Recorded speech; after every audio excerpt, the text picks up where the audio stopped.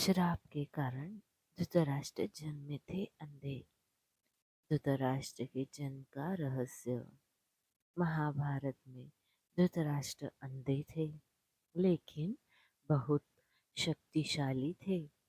युद्ध समाप्त होने के बाद श्री कृष्ण के साथ युधिष्ठिर, भीम, अर्जुन, नकुल और सहदेव महाराज धृतराष्ट्र से मिलने पहुंचे। तो धृतराष्ट्र ने क्रोध में आकर लोहे से बनी भीम की मूर्ति को दोनों हाथों से दबोच लिया और मूर्ति को तोड़ डाला। धृतराष्ट्र को अंधापन पिछले जन्म में मिले एक श्राप के कारण ही मिला था, और धृतराष्ट्र ने ही गांधारी के परिवार को भी मरवाया था। लेकिन क्यों, क्या है इनके पीछे का रहस्य? महाराज शांतनु और सत्यवती के दो पुत्र हुए, विचित्रवीर्य और चित्रांगद। चित्रांगद कम आयु में ही युद्ध में मारे गए। इसके बाद भीष्म ने विचित्रवीर्य का विवाह काशी की राजकुमारी अंबिका और अंबालिका से करवाया। विवाह के कुछ समय बाद ही विचित्रवीर्य की बीमारी के कारण मृत्यु हो गई।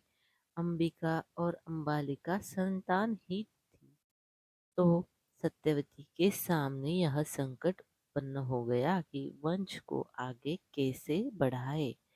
वंश को आगे बढ़ाने के लिए सत्यवती ने महर्षि वेदव्यास से पूछा। तब वेदव्यास से अपनी दिव्य शक्तियों से अंबिका और अंबलिका से संतानें उत्पन्न की थी। अंबिका ने महर्षि के भय के कारण अपनी आंखें बंद कर ली थी, तो इसकी संतान अंधी संतान के रूप में धृतराष्ट्र का जन्म हुआ।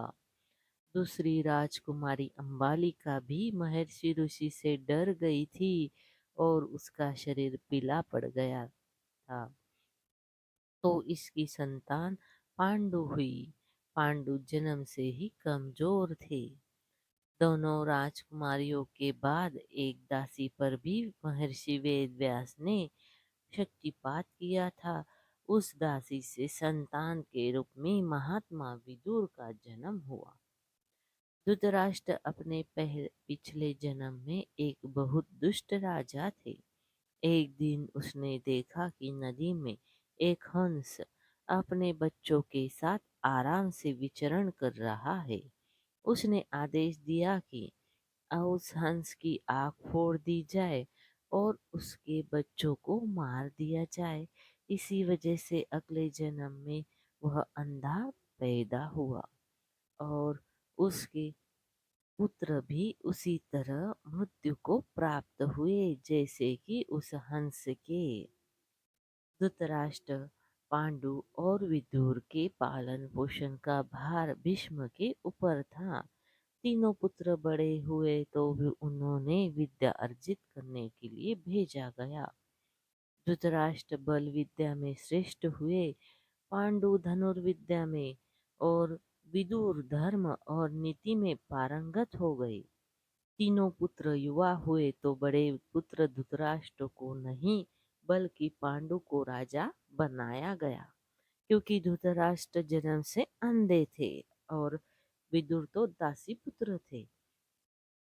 पांडु की मृत्यु के बाद धृतराष्ट्र को राजा बनाया गया।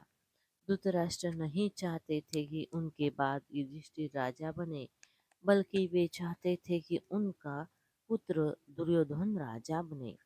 इसी कारण वे लगातार पांडव पुत्रों की उपेक्षा करते रहे। भीष्म ने धृतराष्ट्र का विवाह गांधार की राजकुमारी गांधारी से करवाया था। विवाह से पूर्व गांधारी को ये बात नहीं मालूम थी कि धृतराष्ट्र अंधे है। जब गांधारी को ये बात मालूम हुई तो उसने भी अपनी आंखों पर पट्टी बांध ली। अब पति और पत्नी दोनों अंधे के समान हो गए थे। धृतराष्ट्र और गांधारी के 100 पुत्र और एक पुत्री थी। दुर्योधन सबसे बड़ा और सबसे प्रिय पुत्र था। दुर्योधन के प्रति धृतराष्ट्र को अत्यधिक मोह भी था। इसी मोह के कारण दुर्योधन के गलत कार्यों को भी वे मौन रहे। दुर्योधन की गलत इच्छाओं को भी पूरा करने के लिए हमेशा तैयार रहते थे। यही मोह पूरे वंश के नाश का कारण बना। धृतराष्ट्र का विवाह गांधार देश की गांधारी के साथ हुआ, तो गांधारी की कुंडली में दोष होने की वजह से एक साधु के कहे अनुसार उसका विवाह पहले एक बकरी के साथ किया गया था। बाद में उस बकरी की बलि दे दी गई थी। यह बात गांधारी के विवाह के समय छुपाई गई थी। जब धृतराष्ट्र को इस बात का पता चला तो उसने गांधार, नरेश, सुबल और उसके 100 पुत्रों को कारावास में डाल दिया और काफी यातनाएं दी। एक एक करके सुबल के सभी पुत्र मरने लगे। उन्हें खाने के लिए सिर्फ मुट्ठी भर चावल दिए जाते थे। सुबल ने अपने सबसे छोटे बेटे शकुनी को प्रतिशोध लेने के लिए तैयार किया। सब लोग अपने हिस्से का चावल शकुनी को देते थे ताकि वह जीवित रहकर कौरवों का नाश कर सके। मृत्यु से पहले सुबल ने धृतराष्ट्र से शकुनी को छोड़ने की विनती की, जो धृतराष्ट्र ने मान ली। सुबल ने शकुनी को अपनी रीढ़ की हड्डी के फांसे बनाने के लिए कहा। वही फांसे कौरव वंश के नाश का कारण भी बने। शकुनी ने हस्तिनापुर में सबका विश्वास जीता और 100 कौरवों का अभिभावक बना। उसने न केवल दुर्योधन को युधिष्ठिर के खिलाफ भड़काया, बल्कि महाभारत युद्ध का आधार भी बनाया। युद्ध के बाद धृतराष्ट्र और गांधारी पांडवों के साथ एक ही महल में रहने लगे थे। भीम अक्सर धृतराष्ट्र से ऐसी बातें करते थे जो कि उन्हें पसंद नहीं थी। भीम के ऐसे व्यवहार से धृतराष्ट्र बहुत दुखी रहने लगे थे। वे धीरे धीरे 2 दिन या 4 दिन में एक बार भोजन करने लगे।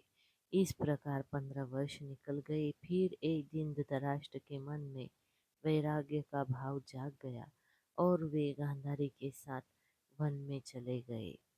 तो दोस्तों, आपको आज की ये जानकारी अच्छी लगी हो तो हमारे चैनल को लाइक, शेयर और सब्सक्राइब जरूर करें। धन्यवाद। हर हर महादेव।